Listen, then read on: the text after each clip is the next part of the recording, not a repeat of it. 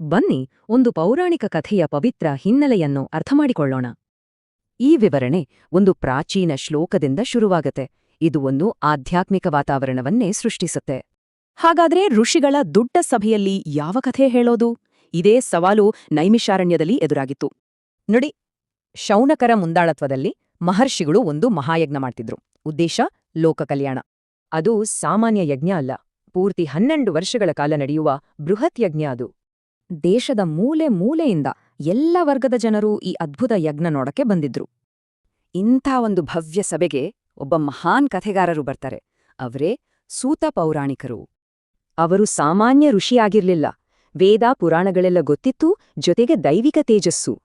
ಇಷ್ಟೆಲ್ಲ ಹಿರಿಮೆ ಇದ್ರೂ ಅವರ ಮೊದಲ ಮಾತು ತುಂಬನೇ ವಿನಯದಿಂದ ಕೂಡಿತ್ತು. ನೆರೆದಿದ್ದ ಋಷಿಗಳು ಅವರನ್ನ ಗೌರವದಿಂದ ಸ್ವಾಗತಿಸಿದ್ರು. ಅವರ ಆಗಮನ ಯಜ್ಞಕ್ಕೆ ಒಂದು ಆಶೀರ್ವಾದದಂತಿತ್ತು. ಒಂದು ಒಳ್ಳೆ ದಿನ ನೋಡಿ ಋಷಿಗಳೆಲ್ಲ ಸೇರಿ ಸೂತರಲ್ಲಿ ಒಂದು ವಿಶೇಷ ಮನವಿ ಮಾಡ್ಕೊಂಡ್ರು. ಏನಂದ್ರೆ, ಮಹರ್ಷಿಗಳೇ, ನಾವೆಂದೂ ಕೇಳದ ಒಂದು ಹೊಸ ದಿವ್ಯ ಕಥೆಯನ್ನು ದಯವಿಟ್ಟು ಹೇಳಿ. ಋಷಿಗಳ ಕುತೂಹಲ ನೋಡಿ ಸೂತ ಪೌರಾಣಿಕರು ಒಂದು ವಿಶೇಷ ಕಥೆ ಹೇಳಕ್ಕೆ ಒಪ್ಕೊಂಡ್ರು. ಅವರು ಹೇಳೋಕೆ ಹೊರಟಿದ್ದು ಬೇರೆ ಯಾವ ಕಥೆಯೂ ಅಲ್ಲ, ಬದಲಿಗೆ ಮಾಘಮಾಸದ ಮಹಿಮೆಯನ್ನ.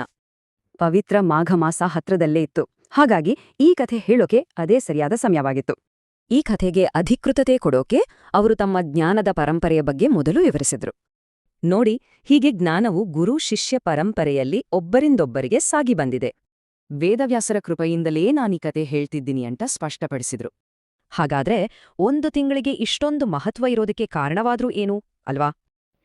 ಇಲ್ಲಿಗೆ ಮಾಘಮಾಸ ಮಹಿಮೆಯ ಮೊದಲನೇ ಅಧ್ಯಾಯ ಸಂಪೂರ್ಣವು.